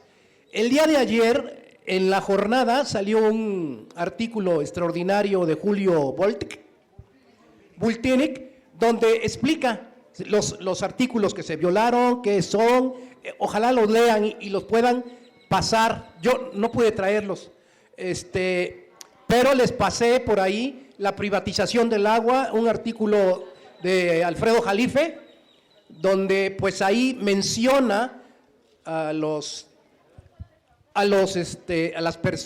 personalidades que están interviniendo para privatizar el agua, y aguas, ahora sí que aguas con el agua. Si eso, más el PT, el TPP, se aprueba, y yo le preguntaría a la mesa, ¿cómo cambiar ese 40% que ya se lo agandallaron? Sí, porque entonces nada más le va a quedar el 60%. Sabemos que el origen de esto es que no llegue Morena. Carajo, se cierran muchas escuelas, abren con todos los sacrificios que puede haber, y ojalá hubiera una cuenta donde nosotros pudiéramos también depositar como ciudadanos, para esas escuelas. Porque, Bueno, ya ven lo que dicen que es la reforma educativa, ¿no? Que está entre las reformas estructurales, que las reformas estructurales están llevando a México al caos. Ahí está el ejemplo. El peso casi a 20 pesos. Ellos sí saben cómo hacerlo. Nosotros sabemos cómo impedirlo. Entonces, yo por favor, la pregunta es, ¿cómo cambiamos ese pinche 40%? ¿Sí? Porque ya la llevan de gana, o sea, ya se la engadan, ya lo llevan que tal vez para independientes, para senadores, o sea, en este caso para el Ejecutivo, 14 para el Ejecutivo, 14 entre diputados y senadores, y 6 para Mancera. ¿Puta? Pues, ¿dónde se ha visto eso? Pues simplemente digamos que en las dictaduras, ni el tiempo de la reina. Bueno, hay muchas preguntas, ¿no? Pero con esa me quedo. Bye. A ver, compañeros, el debate es bien interesante. Participé en una reunión de la comisión redactora de Morena.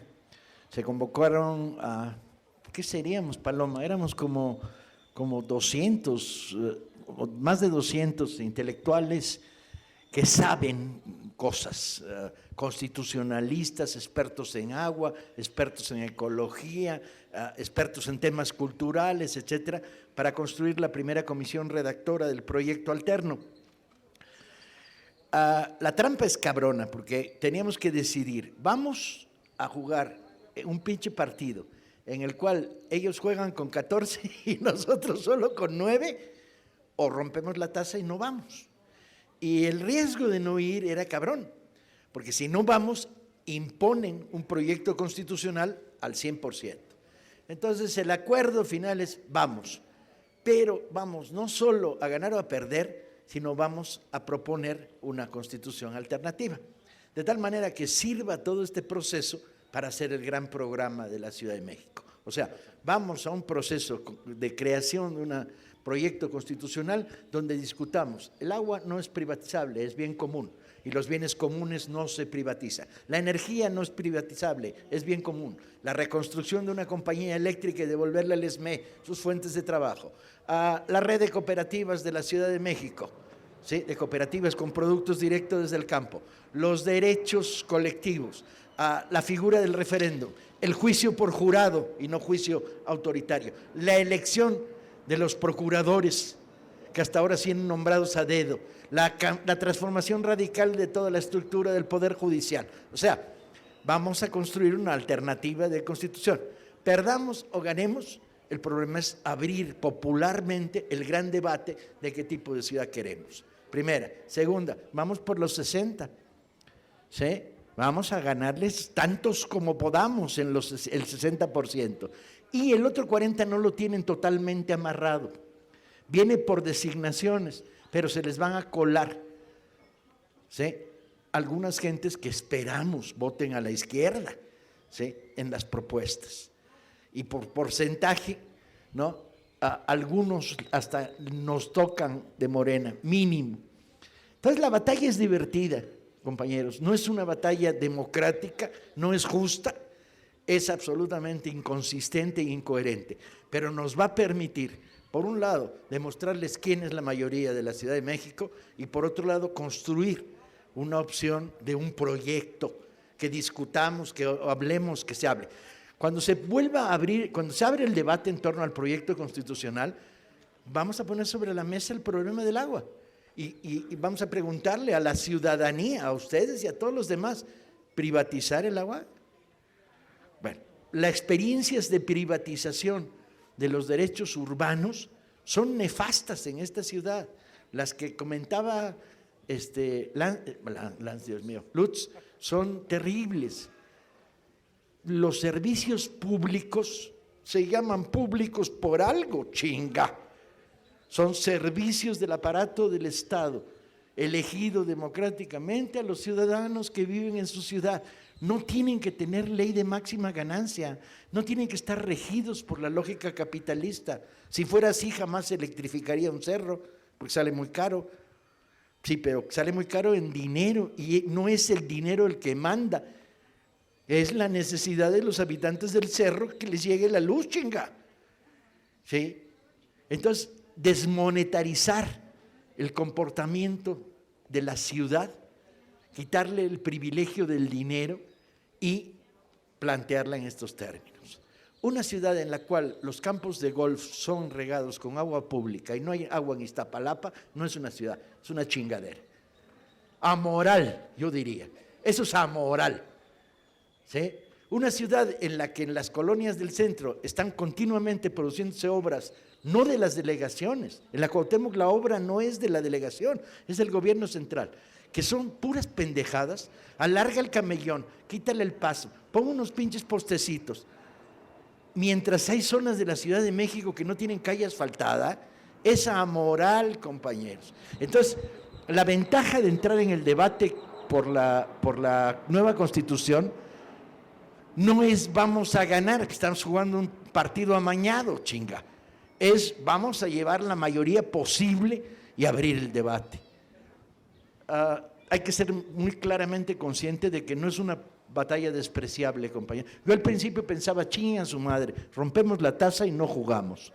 Y luego dices, puta, hacemos eso y se comen el pastel completo, imponen un proyecto constitucional neoliberal, ¿sí?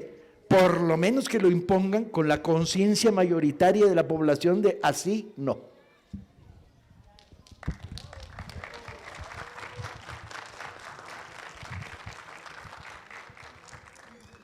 El doctor Betún fue un pionero no lo consiguió él, pero de la socialización de los servicios de salud en Canadá.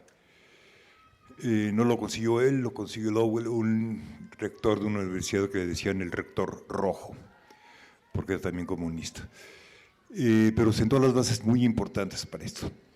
Sun Yat-sen, primer presidente de la República China, era médico también y prohibió por decreto el I Ching y el Yin y el Yang y todo eso, ¿sí? Y lo que quería era medicina occidental. México, a raíz de la conferencia de Alma-Ata en 1970, por ahí, 78, en Alma-Ata, sí, en Kazajstán, la OMS, la Organización Mundial de la Salud, había prometido salud para todos. No se cumplió el proyecto y entonces tomaron el modelo médico de médicos descalzos, ¿sí? El yin y el yang para una apendicitis. No funciona. Funciona la penicilina y funciona la cirugía. Funciona lo que decía Norman Betún, ¿sí? El sistema, la exaltación de la medicina tradicional, muy respetable, ¿sí? Pero es más importante la penicilina para todos, ¿sí? Y eso no está ocurriendo en el país. El doctor Betún dignificó inventando una cama para no atender a los pacientes en el piso. En el hospital La Villa, en este momento, ¿sí?, están los pacientes en el piso. ¿Dónde? ¿En la Villa? En la Villa, ¿sí? Valbuena también, están en el piso, ¿sí? Por principio ético no se atiende un paciente en el piso, ¿sí? Y no es un servicio gratuito, o sea, es un servicio con los impuestos. 60% de la mortalidad y la morbilidad, o sea, las enfermedades, ocurren en población indígena. México es el país que más héroes indios tiene en todo el mundo.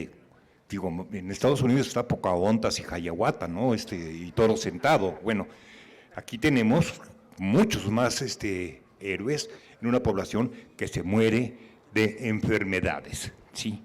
Y que le dan estafiate en vez de darle un antamibiano, ¿sí? Lo cual me parece criminal. Ay, compañeros, volviendo al tema, porque creo que esto hay que madurarlo y tenemos que echarle coco. Estamos lejos de dos modelos que han demostrado que funcionan en las estructuras de llevar la medicina al barrio, la estructura del médico familiar cubana o la estructura en Caracas del médico en los ranchitos, o sea, de llevar el primer nivel de atención médica al barrio para desaturar los centros de salud. no estamos hablando de magia ni de cosas muy complicadas. Estamos hablando de propuestas que han sido eficientes y que han funcionado ya y que tienen pruebas de servicio social. En lugar de esto, vienen recortes al sector salud. Se quieren chingar a las enfermeras. O sea, ¿cómo demonios garantizamos que la Constitución de la Ciudad de México refleje, como plantea Eduardo correctamente, el problema de la salud como un elemento democrático clave, derecho a la salud, y por lo tanto una estructura que facilite el derecho a la salud? La UNESCO reclama 3% del presupuesto global para temas de cultura. ¿Saben cuánto destina la Ciudad de México a temas de cultura? ¿Cuánto era la última cifra, Paloma? Menos del 0,3, ¿verdad?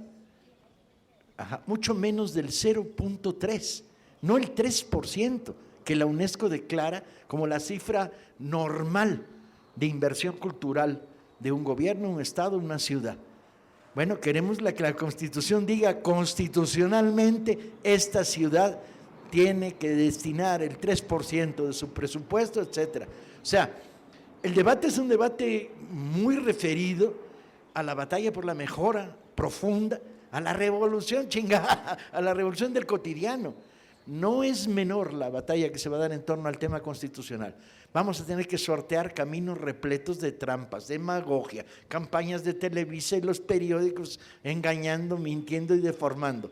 Pero puede volverse muy interesante, compañeros, muy interesante.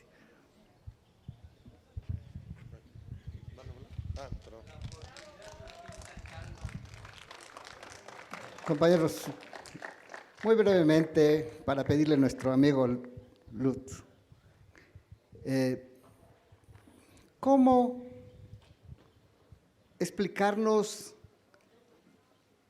la transformación de actos particulares de Villa, de Zapata, que el pueblo reconoce como actos de justicia o como aspiraciones políticas? ¿Cómo se convierten en principios morales, en principios éticos, o solamente funcionan para nosotros, para esa parte del pueblo que acompañó y que todavía acompaña a Villa y a Zapata? Bueno, en realidad se tiene que entender lo siguiente. De los hechos en el mundo que los seres humanos entendemos, de los hechos, no se desprenden los principios éticos.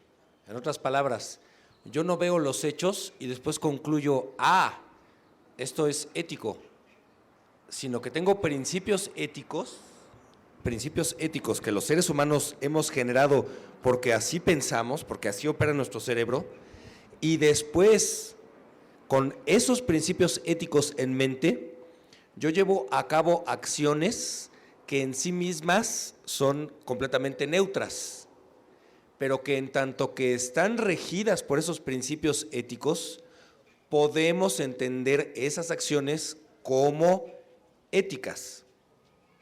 Ahora, no todas las acciones son congruentes con los principios éticos, por más que a veces creamos que sí. A veces hay acciones que contradicen esos principios éticos. Por ejemplo, si unos padres están dirigidos por el principio ético de educar a sus hijos, los golpean, pues eso no es congruente con el principio ético, ¿no? Están tomando una mala decisión, su regla práctica no está operando adecuadamente, ¿no? Porque golpear no es educar. Tendría que elegir otras acciones. Entonces, ¿cómo vamos a saber? No obstante, piensen en lo siguiente, no obstante, si el niño está a punto de cruzarse la calle, por ejemplo, sin mirar, porque el niño es pequeño, entonces está a punto de cruzarse la calle sin mirar, el eje central Lázaro Cárdenas, que vienen los carros con todo, y el niño está a punto de cruzarse, y si lo hace lo van a atropellar, Entonces, yo lo que era como padre, que no lo soy, pero eso es lo que se me ocurre que yo haría, sería agarrar al niño y darle un zape. ¡Pah! Eso no, cabrón. O sea, a lo mejor no se da cuenta de que el carro lo puede atropellar y no le tiene miedo a los carros porque no alcanza a comprender las circunstancias. Pero si agarro al niño antes de que se cruce y le doy un zape, entonces a lo que sí le tiene miedo es al zape. Entonces no lo va a hacer. Claro, pegarle a un niño, pues hemos dicho que no es una manera ideal. Pero en este caso sí está regido por un principio ético y en este caso sí, inmediatamente la regla práctica es esa. A lo mejor a partir de ese momento no se las cruza, no porque lo vayan a atropellar, ya se lo entenderá después, pero pero no se las va a cruzar porque dice, no, pues me van a dar un zape, ¿no? Entonces, es la realización de los principios éticos es como todo en la vida, un proceso de acierto y error. Uno a veces dice, chin, mano, yo pensaba que esto era lo correcto, ya después me di cuenta de que la cagué, pero ya para la siguiente no la cago. Cuando estamos regidos por principios éticos, a la siguiente no la cagamos porque aprendemos. Pero cuando no estamos regidos por principios éticos, no aprendemos porque, miren, es muchísimo más fácil que algo me dé resultado para mis intereses personales a que algo me dé resultado para los intereses colectivos. Es mucho más fácil, porque cada quien sabe su pedo, pero no sabemos cuál es el pedo de todos. Solo podemos imaginarnos cuál es el pedo de todos, ¿no? Entonces, es por eso que no es tan fácil transformar el mundo en un mundo ético. Pero, mientras no nos rindamos, la posibilidad existe, pues, ¿no? Compañeros, yo doy una conferencia a las 5 en minería y tengo que estar antes para lograr y si, ya los veo venir, vamos a estar firmando aquí lo menos 1 hora. Entonces sí les pido que aceleremos el remate, ¿no? Las preguntas lo más rápido posible. Son rápidas. ¿Quién fue mejor, Villa o Zapata? ¿Ayudaron los alemanes a Villa? ¿Y hay una ciudad que se llama Pancho Villa en Rusia?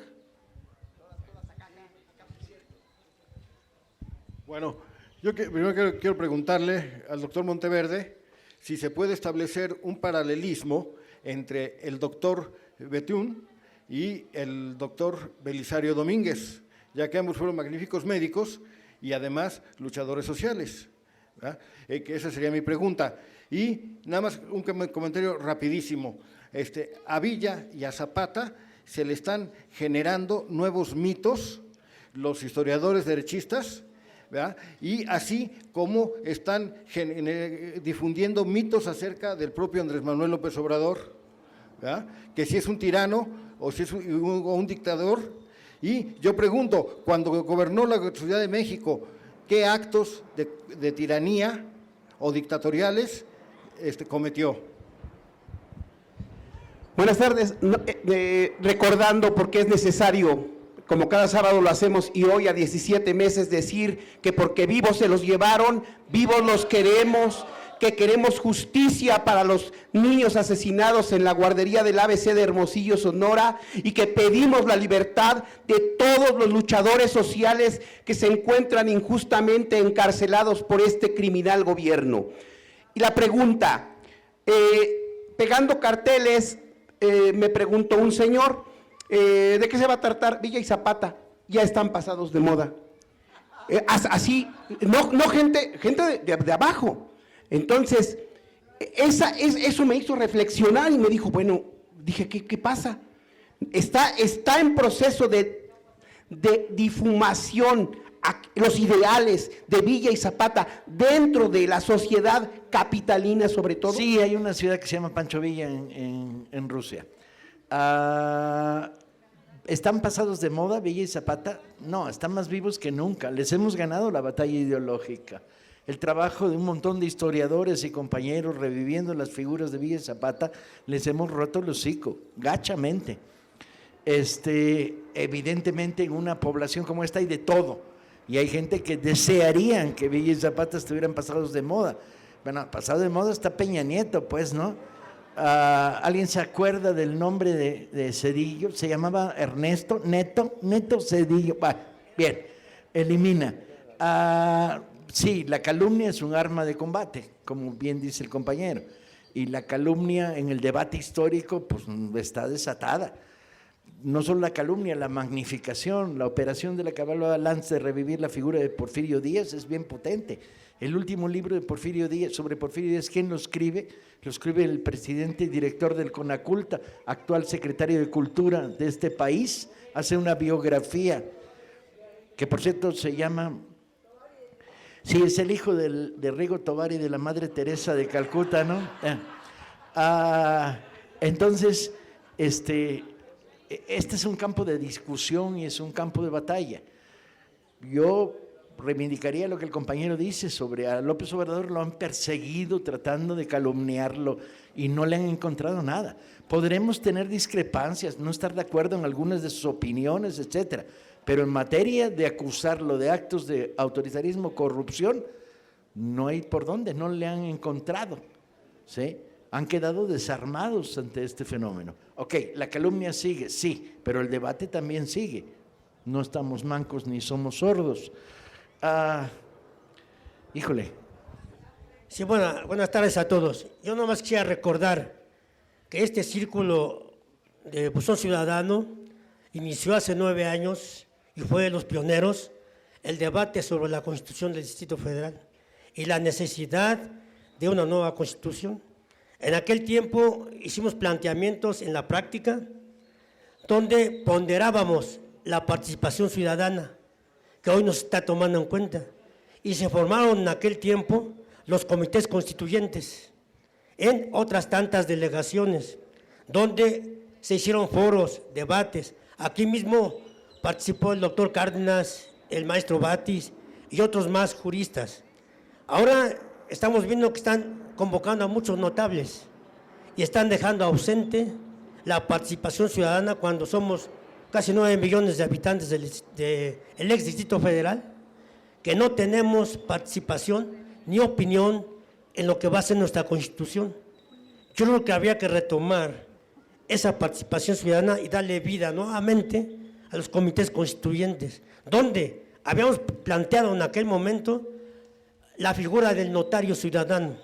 El notario ciudadano iba a dar fe de cada asamblea comunitaria y su aportación a la Constitución. Yo creo que es el momento. Yo quería recordar esta aportación de Buzón Ciudadano al debate sobre la Constitución desde hace años. Sí hay cierto paralelismo entre Betún en cuanto a la parte heroica y Belisario Domínguez. Belisario Domínguez lo manda a asesinar un médico, el doctor Aureliano Urrutia, que es uno de los próceres de la historia de la medicina mexicana. La historia de la medicina mexicana bien la pudo haber escrito Jorge Ibargüengoitia en una de sus novelas. O Maquiavelo, sí. El Hospital General que hizo Porfirio Díaz hizo sobre terrenos especulativos. El doctor Moreno Valle, que acaba de morir, abuelo del gobernador de Puebla, sí, vendió la Castañeda y el edificio de la Castañeda está ahora en manos de los Legionarios de Cristo en Amecameca, ¿sí? Entonces todo queda en neoliberalismo. Por otra parte, está la parte heroica de Belisario Domínguez, que se rebela contra Victoriano Huerta y lo manda a matar el médico de Victoriano Huerta, además secretario de Gobernación, etcétera. Y se dice que le corta la lengua. No le cortó la lengua, sí, lo mató, y lo mató a sangre fría. Es un héroe el asesino, un héroe de la medicina mexicana, sí. Y aquí viene una frase. Este libro está dedicado a Rolf Meiners, médico del movimiento médico de 64-65, se va de guerrillero, termina de preso político, abandonado por el sistema de salud actual, ¿sí? Y entonces me viene una frase de Bertolt Brecht con la que termino yo este libro, al final, ¿sí? Bertolt Brecht, el antifascista alemán, dice: desdichados los pueblos que necesitan héroes.